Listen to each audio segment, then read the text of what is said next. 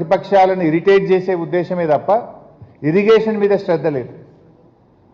ఎంతసేపు ఎవరికి ఎట్లా కేసు పెట్టాలి, ఎవరిని ఏ కేసులో ఇరికించాలి, అక్రమ కేసులు పెట్టుడు, అర్ధరాత్రి పూట అరెస్ట్ చేసుడు, రైతులకు బేడీలు వేసుడు, మహిళా జర్నలిస్టులను అరెస్ట్ చేసుడు, ఇది తప్ప ఈ రాష్ట్రంలో సాగునీటి రంగాన్ని ఎలా అభివృద్ధి చేయాలి, పక్క రాష్ట్రాలు కడుతున్న అక్రమ ప్రాజెక్టులను ఏ రకంగా అడ్డుకోవాలనేటువంటి శ్రద్ధ కానీ ధ్యాస కానీ ఈ ప్రభుత్వానికి లేకుండా పోయింది.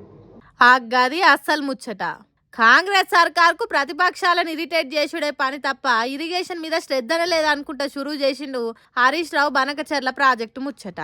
150 టీఎంసీల నిల్వ సామర్థ్యంతో బొల్లంపల్లి వద్ద భారీ కృత్రిమ జలాశయ ప్రతిపాదన.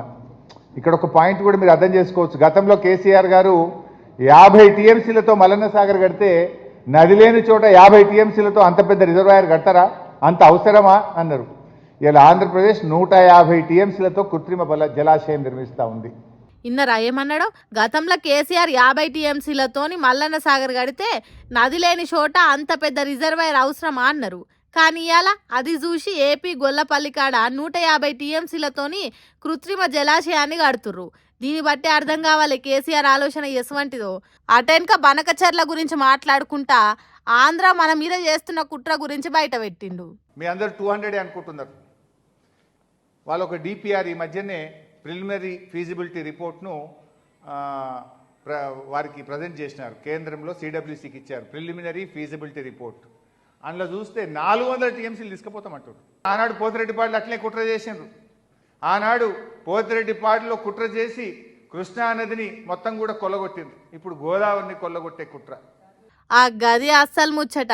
ఆనాడు పోతిరెడ్డిపాడులో కూడా కుట్ర చేసి కృష్ణా నదిని కొల్లగొట్టిరు.